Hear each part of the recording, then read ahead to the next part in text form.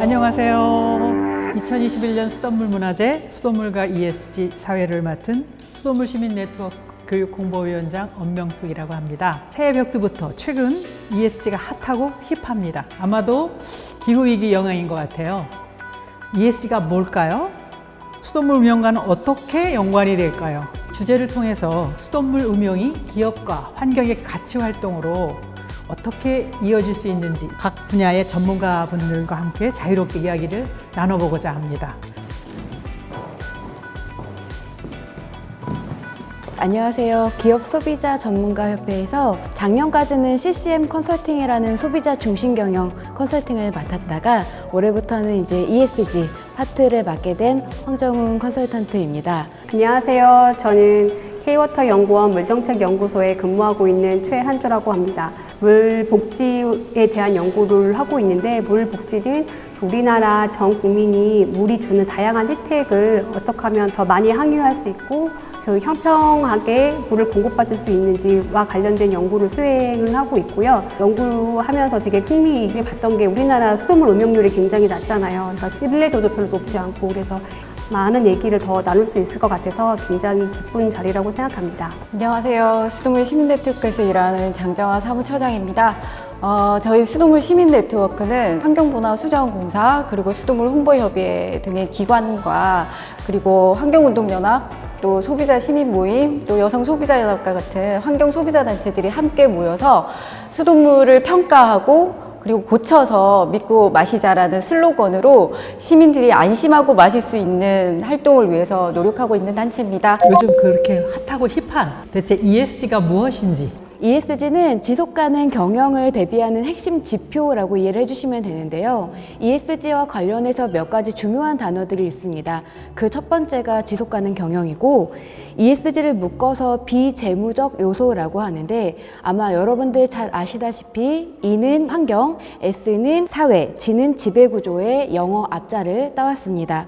요즘 들어 ESG 언급량이 이제 많아졌다라는 말씀을 많이 하세요. 그 이유는 이제 기후위기 때문이라는 말을 많이 합니다. 더 이상은 우리가 10년 뒤, 20년 뒤를 바라볼 게 아니라 지금이 위기이다라고 이야기를 하면서 투자 쪽에서의 변화가 일어나기 시작을 했습니다. 어떤 변화인지 소개를 드리자면, 우선은 블랙락이라고 하는 전 세계에서 가장 큰 자산 운용사가 있는데요. 그러니까 이들이 2020년도에 국내 대기업 CEO들한테 메일을 합니다. 기후위기는 곧 투자위기다. 앞으로 투자를 결정할 때 지속 가능성을 투자 최우선 순위로 삼겠다라고 메일을 보냅니다. 그래서 현재 주식시장에 상위권에 랭크되어 있는 기업들을 보면요, 2019년도까지는 이런 대기업 계열사가 있었어? 라고 생각했던 기업들이 많이 있으실 거예요. 환경, 미래가치, 지속가능 경영을 표방하는 기업들이 상단에 올라와 있는 것을 많이 보실 수가 있을 겁니다. 대표적인 케이스가 테슬라라고 볼 수가 있고요. 근데 이 블랙락이 2021년도에도 메일을 했는데요. 이게 메일을 굉장히 좋아하시는 된 것 같아요. 이 2021년도에 메일에는 뭐라고 쓰여져 있었냐면, 넷제로를 할 사업 계획서를 제출하라라는 형식으로 되어 있어요. 그러니까 넷제로가 뭐냐라는 측면을 이야기를 드리자면, 탄소 발자국과 탄소 중립. 그러니까 탄소 발자국이라고 하는 것은 개인과 기업이 배출하는 온실가스량을 이야기하고, 그것의 대표적인 케이스가 이산화탄소의 총 배출량이라고 하는데요. 이때 탄소 중립이라고 하는 것은 아마 기사에 이렇게 쓰여져 있을 거예요. 탄소 중립을 선언했다. 우리가 10이라는 탄소를 배출했다면 10만큼 걷어들이겠다라고 하는 게 탄소 중립이죠. 요약하자면 두 가지를 우리가 고려를 해야 되는데요. 기존에는 우리가 기업을 평가할 때 재무적 성과, 영업이익과 매출액 기준으로 평가를 했다면, 이제 비재무적 성과, 아까 그 ESG에 해당이 되는 단어들이 중요해지기 시작을 했고, 이 ESG라는 걸 근시안적으로 볼 게 아니라 지속 가능 경영의 측면에서 장기적 관점으로 어떤 활동을 벌여야 하는가를 살펴볼 때라고 볼 수 있습니다. 굉장히 이해가 쏙쏙되게 아주 쉽게 잘 고맙습니다. 설명해 주셔서 감사합니다.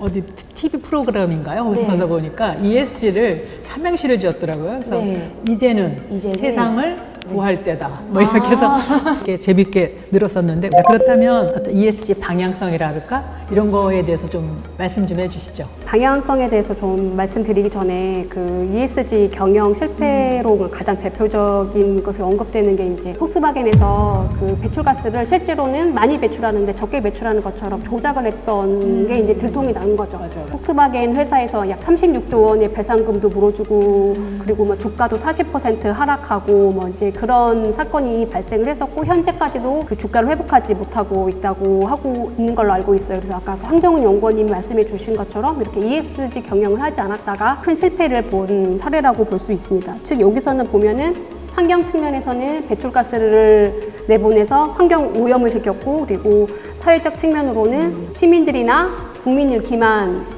그 세 번째로는 이제는 그 경영진이 실제로는 배출가스 조작을 알고 있었다고 해요. 그 ESG 전반적으로 이제 실패했다는 것을 이제 저희가 물 분야 우리 뭐 수자원공사든 물산업 기업이든 이제 그쪽에서 반면 교사로 삼아야 될 거라고 좀 생각을 하고 있습니다. 실제로는 이 수돗물이 굉장히 친환경적이라고 하잖아요.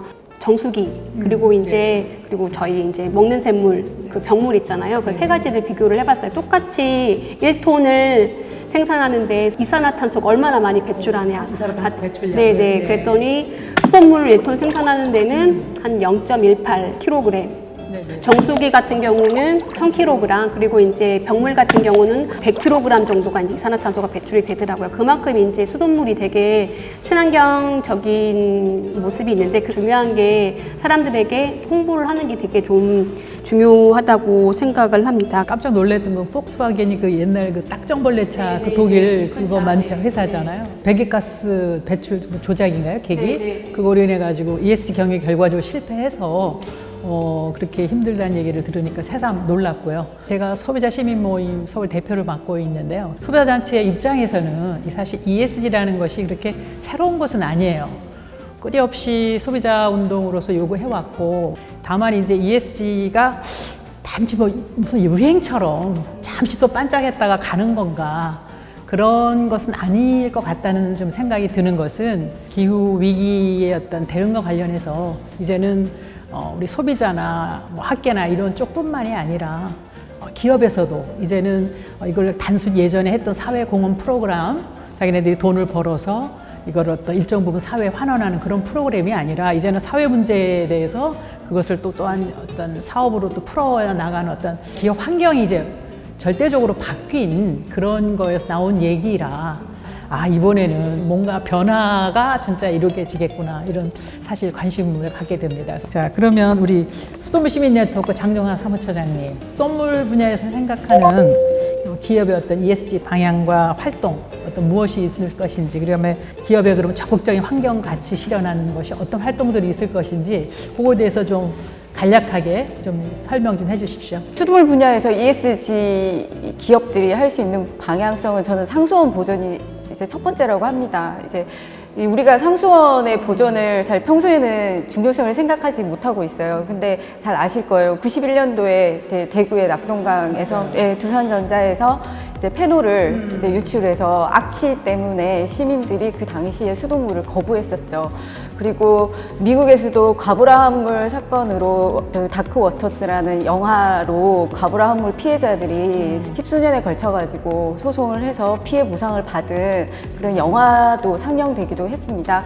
우리나라에서도 사실 대구 낙동강 문제나 그 이제 기업들이 많이 몰려있는 폐수 문제, 그리고 미량 유해 화학물질 문제, 그리고 여름이면 발생하는 녹조 가다 발생, 이런 부분들이 이제 뉴스에서 나오면 상수원이 중요하구나, 그때는 생각하는 거예요. 따라서 이제 환경적인 측면에서 상수원이 보존되어야 식수가 안전하게 공급될 수가 있는 것입니다. 상수원이 깨끗해야 화학 처리도 덜하고 그만큼, 그리고 수돗물도 안전하게 마실 수가 있거든요. 그렇기 때문에 상수원 보존은 이제 기업들이 사실 상수원 지역 주변에서 기업 규제 활동이 규제되는 부분들, 그리고 또 업체들이 기업들이 배출 물질들의 그 기준을 잘 지켜서 배출하는 부분, 이런 부분들, 그리고 녹조 사고를 예방하는 이런 부분들이 식수원 보존 분야에서 기업들이 저는 관심 가져야 될 부분이라고 생각합니다. 두 번째는 평소에 사람들이, 시민들은 상수원과 가정에서 수도꼭지의 관련성을 생각하지 않고 있습니다.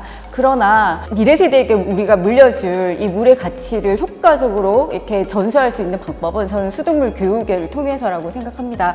상수원이 보존되어야 또 원수를 치수하는 치수원이 보존될 수 있고, 그리고 가정의 수도꼭지의 수돗물도 안전하게 공급될 수 있기 때문에 그 관련성을 시민들이 체감할 수 있도록 교육할 수 있는 것은 수돗물 교육을 통해서 저는 물의 가치를 이제 전수할 수 있다고 봅니다.